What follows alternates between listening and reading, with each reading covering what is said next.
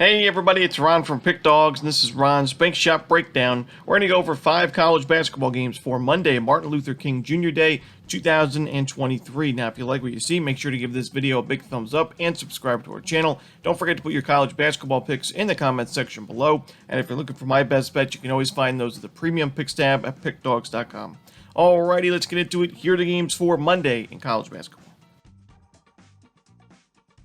First up, we see Syracuse taking on Miami. This one's going to be 7 o'clock Eastern on the ACC network. Miami's lost 2 of its last 3 games. One of those was an upset loss to Georgia Tech. The other one, a tough game in overtime to NC State on the road. But now Miami is back at home for this one. And I do think they match up pretty well with Syracuse in that 2-3 zone. Miami is a good three-point shooting team. They were last year. They take a good amount of three-pointers and make them at a pretty solid rate. But the bigger thing is this is a very good offensive rebounding team that takes care of the basketball. So turnovers shouldn't really be an issue. And Syracuse with that 2-3 zone, we know the defensive rebounding numbers are usually not very good. And this season ranked 334th in the country in defensive rebounding percentage. Miami should get plenty of second chance looks, and we know the best shot other than a putback layup or dunk on an offensive rebound is kicking it out to the corner for a wide open three. I think we're going to see plenty of that from Miami in this game. Miami's defense not great, but Syracuse on the road this season hasn't been great either. I'd much rather take Syracuse at the Carrier Dome, facing a team that doesn't shoot three-pointers as well as teams like Miami do, and teams that don't rebound the ball well on the offensive side. But that's just not Miami. Give me the Miami Hurricanes here, laying the points.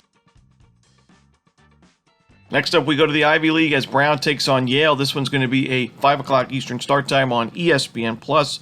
Last time out, we saw both of these teams playing really high-scoring games, at least compared to what we're seeing for most of the season.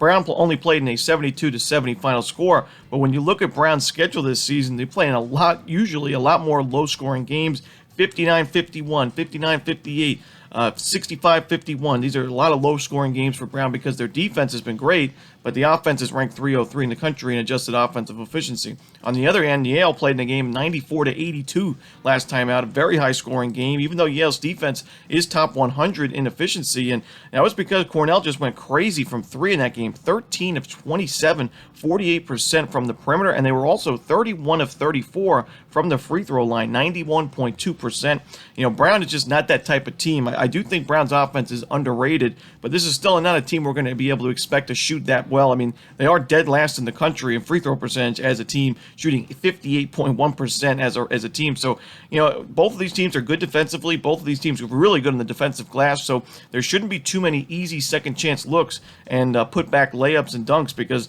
Brown's number 1 in the country defensive rebounding, Yale's number 8. So I expect a much lower scoring game than these two teams played last time out. Give me the under 131.5. We see a pretty low total, I think, for good reason. Give me the under. Next up, we see Elon taking on UNC Wilmington. This one's going to be a 7 o'clock Eastern start time. I think Elon is going to lose this game. I think the Seahawks should win it pretty comfortably in the end, but this is just a lot of points to lay in the second meeting between these two in conference play. Elon had a pretty good shooting performance, and I would say overall offensive performance in the first meeting between these two teams. They only scored 66 points. When you look at the field goal percentage numbers, 57.6% for Elon in their 2-point field goals. Their 3-point percentage was actually a little bit higher than what they're used to seeing overall. They're only shooting 28% as a team this season. They shot 33% in that game against Wilmington. And, the Seahawks are dealing with some injuries. They're struggling as of late. They've lost their last 2 games outright, including a game against William and Mary, who I don't think is too much better than Elon this season, and that was a home game for UNC Wilmington. So this is just a ton of points, 15.5 points. I can't get there. I think Elon loses this game by about 10 to 12 points. We're getting too many points here. So give me the Elon Phoenix plus the points. Next up, we stay in the Colonial as Hofstra takes on Towson. This one's going to be 12 o'clock Eastern. We got two teams that are in great form right now. You look at Hofstra, they've won their last 4 games.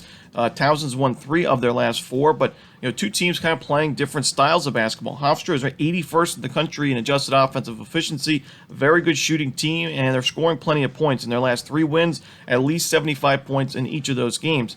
Now you look at Towson, their defense has really stepped it up, and their 3 wins against Drexel, Stony Brook, and Monmouth in the conference play. They held Drexel to 58 points, Stony Brook to 55, and they held Monmouth to 48 points in their most recent game, a 20-point win for Towson. We know Towson's offense was pretty good. This is a good offensive rebounding team. They're a pretty good perimeter shooting team themselves, but now the defense starting to step it up, and I worry about that Hofstra defense on the road. Not a very good rebounding team, this Hofstra team. 347th in offensive rebounding, 299th in defensive. Like I mentioned, a very good Towson rebounding team, especially on the offensive side.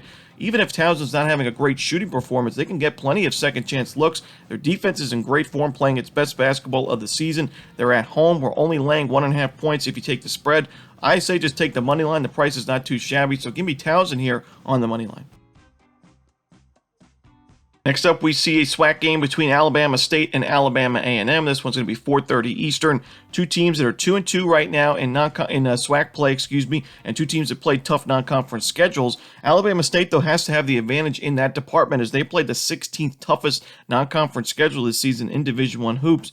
Now, Alabama State's offense has struggled mostly because of their shooting numbers. This is a team that's getting pretty good looks on the court, but they're ranked 363rd, which is dead last in Division I college hoops in effective field goal percentage and two-point field goal percentage. But it's a team that takes care of the basketball, which is really important against this Alabama A&M defense that forces a lot of turnovers. It's also an Alabama State team that gets a lot of second chance opportunities. So even though they're not shooting the ball well, they should be able to get a lot of shots off in this game. And that's going to be, to me, the difference maker in this one. We're getting 5 points here with Alabama State on the road. I think they're a live dog. I think this offense is underrated, and I worry about the 357th ranked defensive rebounding team on the other side for Alabama A&M. This offense is also not great. They're ranked 343rd in the country, so I think we're going to see a pretty low-scoring game. I think Alabama State has a good shot at winning this outright, so I'm going to take the points here with the Hornets in this game. And that's it. Those are the games for Monday in college basketball. Hope you enjoyed this video. If you did, don't forget to hit that like button and subscribe. And don't forget to put your college basketball picks in the comments section below.